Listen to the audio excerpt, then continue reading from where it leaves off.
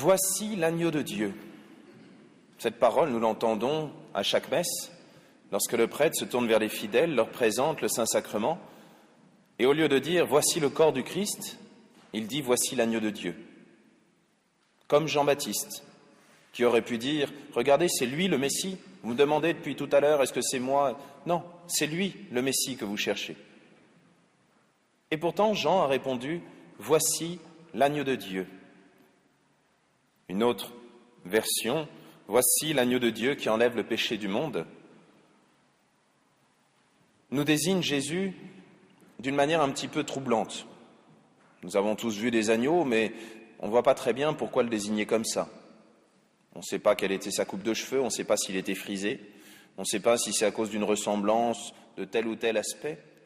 Mais ça doit être important pour que Jean-Baptiste, lui qui est le dernier prophète, celui qui est à mi-chemin entre le prophète et puis autre chose, puisque un prophète annonce qu'il va venir plus loin, lui il le touche du doigt, il le tient entre ses mains, il le baptise, et il dit à ses disciples, voici l'agneau de Dieu. Pour qu'ils choisissent ces mots-là, c'est qu'ils doivent être particulièrement importants. L'agneau de Dieu évoque énormément de choses dans la Bible. Je ne sais pas si vous vous souvenez d'Abel, le juste, et de Caïn, son frère. Les deux offraient à Dieu leur sacrifice. Il y en a un des deux qui était cultivateur, l'autre qui était éleveur. Et Dieu a accepté un des sacrifices plutôt que l'autre. Et par jalousie, Caïn a tué son frère. L'agneau évoque cet agneau du premier sacrifice. Alors c'est vrai que le mot sacrifice, pour nous, ça évoque quelque chose d'un peu bizarre. On se rappelle tout de suite des Incas en train de faire une espèce de boucherie là-haut, en haut d'une pyramide, et ça ne nous plaît pas trop. Vous avez raison, ce genre de sacrifice, ça n'a rien de chrétien.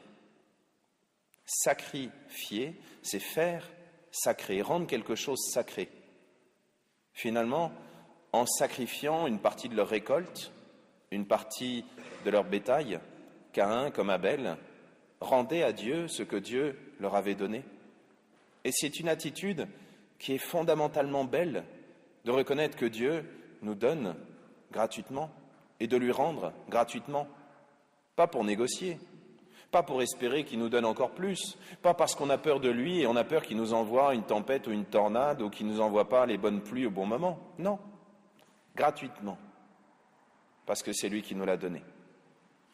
L'agneau, c'est aussi celui qui évoque l'agneau pascal. Vous vous souvenez, en Égypte, ils étaient esclaves en Égypte, ils étaient prisonniers de Pharaon, et le soir où Dieu a établi cette grande évasion par sa puissance, par son bras vigoureux, il a demandé à Moïse de prendre un agneau par famille et de mettre sur le montant de la porte, sur les fenêtres, le sang de cet agneau. Ça peut nous paraître bizarre. Pourquoi est-ce que un sang d'animal protège la vie d'être humain? Parce que tous ceux qui étaient réfugiés dans ces maisons, qu'ils soient juifs ou égyptiens, qu'ils soient bons ou mauvais croyants, ont été sauvés. Mais en faisant cela, Dieu montrait à quel point chaque instant de notre vie, même les choses les plus matérielles, je vous renvoie à la deuxième lecture, même les choses les plus corporelles, sont importantes pour Dieu. Et Dieu veut leur donner une importance. Dieu veut nous aider à apprendre à aimer. Ce sang d'un agneau, d'un animal qui n'était pas parfait, a protégé les Hébreux pour les aider ensuite à avancer dans le désert et à devenir libres. Il y a d'autres agneaux. L'agneau que Jésus lui-même a dû manger en bon juif en célébrant la Pâque. Et puis il y a l'agneau que vous connaissez peut-être un peu moins, qui est celui du livre d'Isaïe. Le prophète Isaïe a fait des prophéties, des prédictions, si vous préférez, sur Dieu.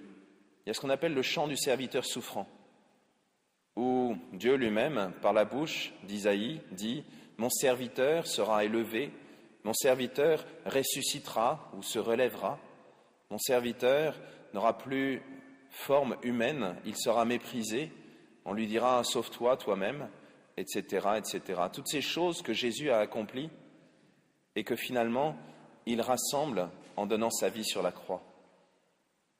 Et puis il y a un moment où Isaïe nous parle d'un agneau, comme un agneau qu'on conduit au tondeur ou à l'abattoir, il reste muet. Toutes ces choses-là nous montrent que Jésus est venu pour nous redonner ce sens, cette connexion avec Dieu. Nous avons reçu bien des choses et nous nous en croyons propriétaires. Et nous sommes comme des enfants gâtés.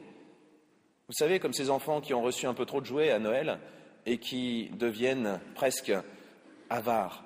C'est mon jouet. Ils en ont des tas partout, ils ne savent même plus où donner de la tête, mais c'est mon jouet. Eh bien, on est un peu comme ça avec les cadeaux que Dieu nous donne. C'est ma vie, j'en fais ce que je veux. C'est mon choix. C'est ma terre. Je la détruis si je veux, tant pis pour les voisins, tant pis pour les suivants. Eh bien, justement, Jésus est venu rétablir cette connexion, nous redonner ce lien avec Dieu, en nous permettant de lui redonner gratuitement ce qu'on a reçu. C'est ce qu'on va faire tout à l'heure, en offrant à l'autel le pain et le vin. C'est toutes petites choses, mais qui rétablissent le lien avec Dieu.